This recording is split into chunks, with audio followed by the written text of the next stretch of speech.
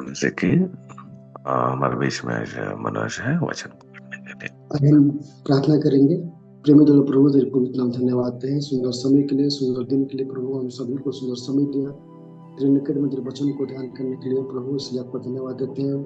विशेष प्रार्थना करते हैं प्रभु, जो मीटिंग जितने भी जुड़े भाई लोग जुड़े हैं सबको आशीष कर प्रभु, जिस पर इस वचन के माध्यम से प्रभु तेरे ज्ञान तेरे आत्मिकता प्रभु हमारे जीवन में हम पा सके प्रभु, और वचन के द्वारा प्रभु हम एक सत्यता मार्ग में चल पाए, इसलिए प्रार्थना करते हैं। इस प्रार्थना आमीन। सभी को इस मसीह का मधुर नाम से जय मसीह की। प्रभु की धन्यवाद हो, परमेश्वर ने हम सभी को फिर से सुंदर समय दिया परमेश्वर के वचन को ध्यान करने के लिए। और प्रियो, आज हम एक नई मिशनरी के बारे में आज ध्यान करेंगे। उससे पहले हम वचन में जाएंगे। हमारा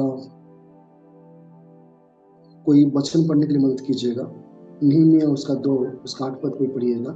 और सरकारी जंगल में रखवाले आसत के लिए भी इस आशाई की चिट्ठी मुझे दी जाए, ताकि वो मुझे भवन से लगे हुए राजगढ़ की कड़ियों के लिए और शहरपना के और उस घर के लिए जिसमें मैं जा रहूंगा लकड़ी दे।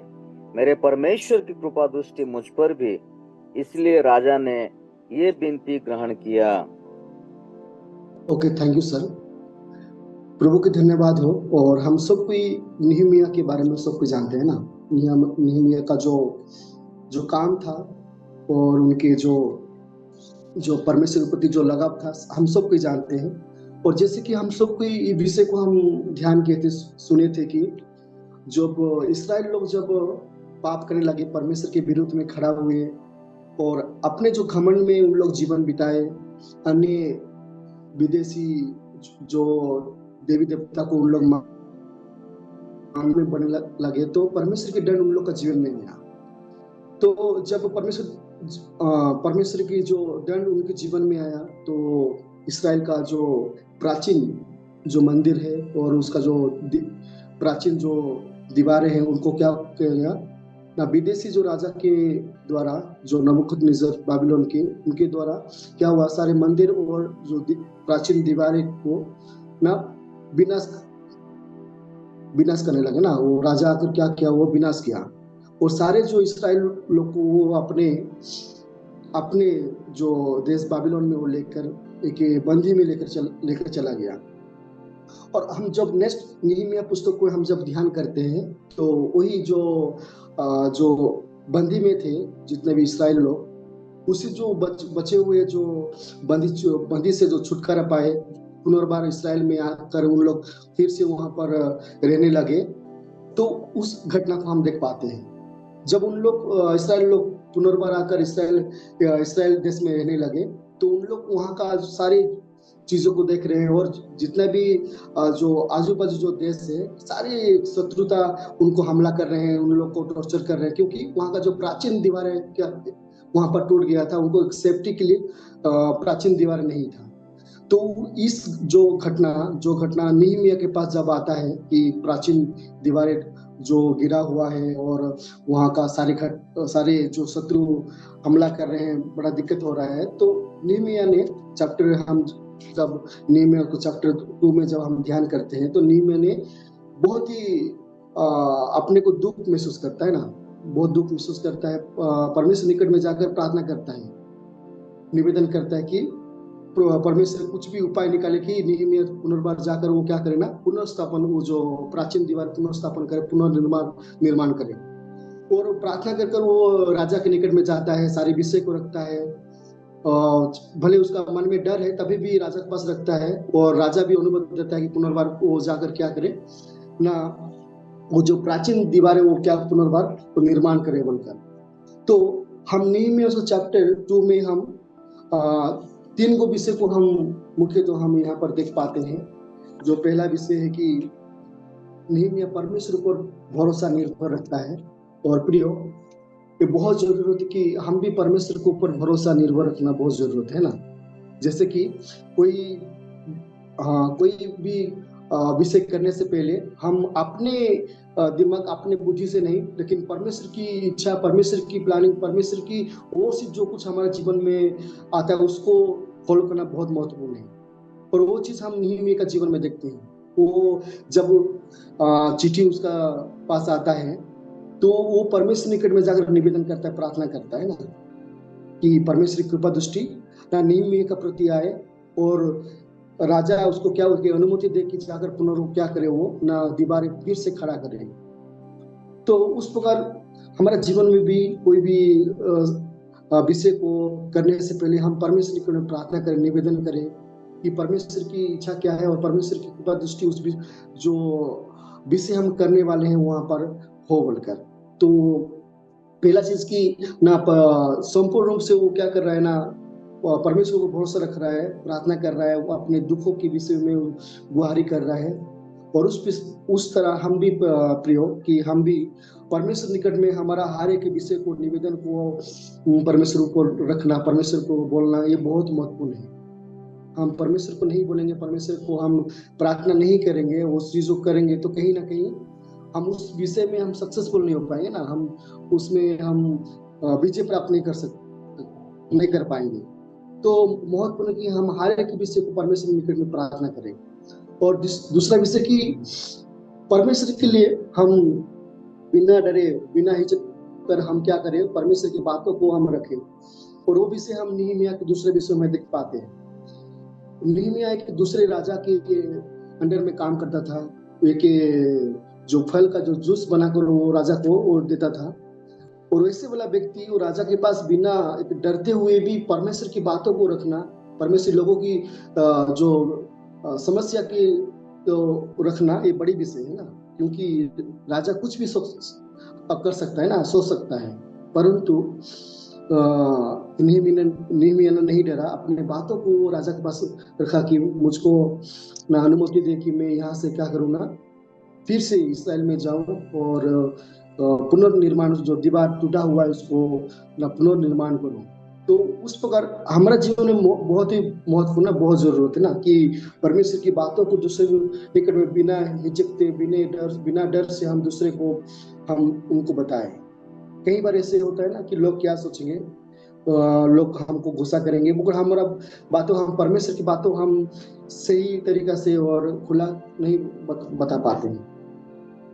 लेकिन बहुत जरूरत है कि हम परमेश्वर सुसमाचार, परमेश्वर की वचन, परमेश्वर के बारे में हम अन्य को बिना डरते हुए, बिना हिचकते हुए हम दूसरे को बताएं। जैसे नहमीया ने परमेश्वर लोगों का जो दिक्कत था और परमेश्वर जो इच्छा था, वो बिना हिचकते हुए जो अपने राजा को अनुमति मांग रहा है कि पुनर्बार वो इस्राएल में जाएगा और वो पुनर्निर्माण दीवार को करेगा। और जो हम तीसरा विषय को हम देख पाते हैं कि वो सारे परमेश्वर के लोगों को वे फिर से जमा करता है कि जो दीवारें निर्माण करने के लिए, और वो फिर से वो सारी प्लानिंग करता है किस प्रकार वो दीवारें निर्माण करेगा। जो शत्रुओं जो अटैक कर रहे, जो विरोध कर रहे हैं, उन लोग किस प्रकार से लड़ेंगे उन लोग, और अपने कामों किस प्रकार से आगे ले जाएंगे, सारे विषय वहां पर प्लानिंग हम लोग देख पाते हैं।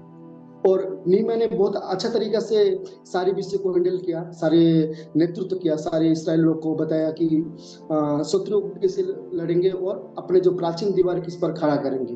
तो इस पर प्रियो, हम भी, हमारा जीवन में बहुत महत्वपूर्ण है कि हम अपने जो परमेश्वरी कामों के लिए सारे लोगों को किस प्रकार से एकत्र करेंगे, उन लोग परमेश्वर के बारे में किस प्रकार से उन लोग को बताएंगे, परमेश्वरी कामों को किस प्रकार से आगे बढ़ने के लिए उन लोग को प्लानिंग, परमेश्वर के वचन को उन लोग को सिखाएंगे, बहुत महत्वपूर्ण है ना। और इस चीज हम तीन विषय हम नहमीया पुस्तक उसका 2 अध्याय में हम देख पाते हैं। और जो पहले विषय हम देखे कि परमेश्वर ऊपर विश्वास, आशा, भरोसा रखना बहुत जरूरत है। हम कोई विषय करने से पहले हम परमेश्वर ऊपर निकट में हम भरोसा करें और प्रार्थना करें। और दूसरा विषय हम देखे कि हम परमेश्वर के वचन को जब बोलते हैं तो बिना डरे हुए काम करने से, बिना डरे हुए, बिना हिचकते हुए हम परमेश्वर के वचन को कहें। और तीसरा विषय कि परमेश्वर की कामों के लिए सारे लोगों को इकट्ठा करें, उन लोगों को बस परमेश्वर की सेवा के लिए ना आगे बढ़ाए। और आज ऐसे ही एक परमेश्वर की दासी मिशनरी के बारे में आज हम ध्यान करेंगे। और जिनका नाम है Amanda Berry Smith. Amanda Berry Smith का जन्म 1837 को मैरीलैंड में हुआ था।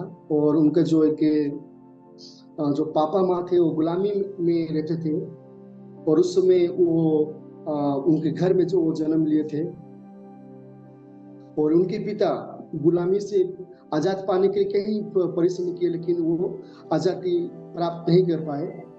और बहुत ही कम उम्र में अमांडा जो बेरी वो शादी कर लिए, और उनके एक बेटे थे। और गृह युद्ध में उनका जो पति और बेटे वो नहीं रहे, और अमांडा बेरी कई सारा देश में अपने सेवा को प्रचार किए, कहीं सारा लेकर गए, वहां पर सेवा किए, वहां पर कंपनी और अनाथ आश्रम बहुत सारा सेवा को आगे लेकर गए। रास्ता रास्ता में जाकर परमेश्वर की जो पत्री है उसको बांटना, परमेश्वर सुसमाचार को प्रचार करना, वो सारे विषय को हम ना अमांडा बेरी का जो जीवन में हम देख पाते हैं। और हम अमांडा बेरी का जीवन में हम 3 गो विषय हम सीखेंगे। पहला विषय कि कठिन का समय परमेश्वर के प्रति लगाव।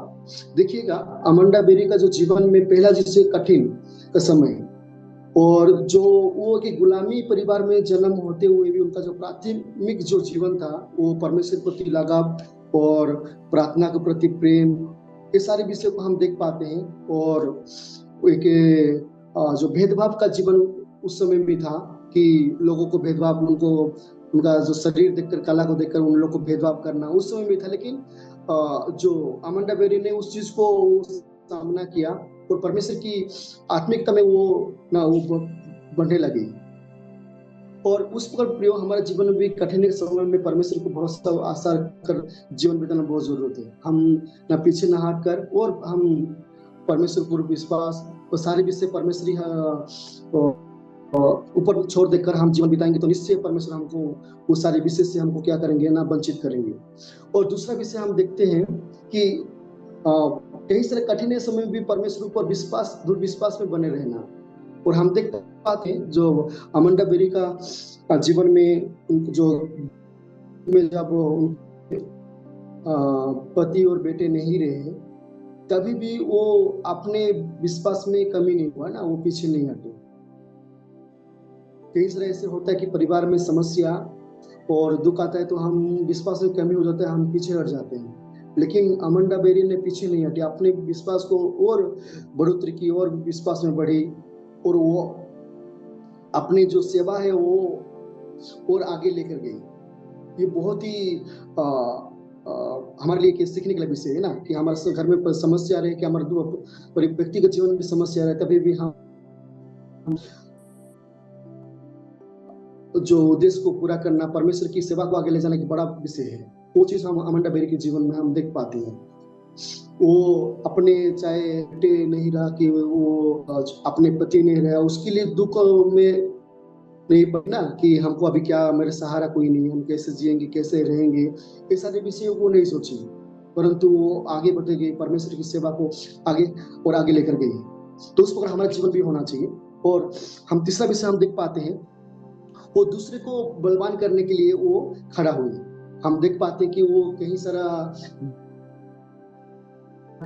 सेवा की और कई सारा कंपनी को स्थापित की, कई सारा अनाथ आश्रम को स्थापित की, उसके द्वारा कई सारा लोग आगे बढ़े और खुद काबिल बने और दूसरे को भी काबिल बनाए, उसका जो आशा था। और जो जितने भी जो अनाथ आश्रम बच्चे लोग थे, उन लोग भी काबिल बनकर बाहर निकले और दूसरे को सहायता करें। तो हमारा भी एक जिम्मेदारी है कि हम दूसरे को सहायता करें, दूसरे को काबिल बनाएं, दूसरे को परमेश्वर के लिए खड़ा करें, और वो व्यक्ति दूसरे को वो परमेश्वर के लिए वो काबिल के लिए खड़ा करे। तो सारे विषय हम अमांडा बेरी के जीवन में हम देख पाते हैं कि किस प्रकार वो बचपन से परमेश्वर की जो सेवा में जो बनने लगी, और उनका जो अंतिम जीवन तक वो परमेश्वर के लिए वो सेवा में ही जीवन को दे दी। तो उस प्रकार प्रियो, हम भी संसार में परमेश्वर की सेवा करते हैं, मिनिस्ट्री करते हैं, तो अपने जो क्षमता अनुसार हम अमांडा बेरी के जैसे दूसरे को सेवा करें, दूसरे के प्रति प्रेम रखें, दूसरे को प्रति हम सोचे, तो निश्चय परमेश्वर हमको आशीष करेंगे और हम दूसरे को एक बलवान होने का कारण बनेंगे। और उन लोग जब इस परमेश्वर की में मजबूत होंगे तो निश्चय उन लोग भी दूसरे को मजबूत करने के लिए उन लोग खड़ा होंगे। तो इस छोटे से वचन माध्यम से प्रभु हम सभी को आशीष दें। इस समय हम सार को देते हैं। बंद कीजिए, हम प्रार्थना करेंगे। स्वर्गीय विराजमान परमेश्वर पिता, इस सुंदर समय के लिए धन्यवाद करता हूँ। इस पवित्र दिन में हम सब लोग मिलकर आपके चरणों में आने के लिए मदद के लिए धन्यवाद। प्रभु, यहाँ पर जितने लोग जुड़े हैं उन सबके जीवन को आप आशीष करें, उनके परिवार, उनके आत्मिक जीवित और उनके हर एक काम में प्रभु यीशु मसीह आप साथ रहकर उन्हें आगे बढ़ाइएगा।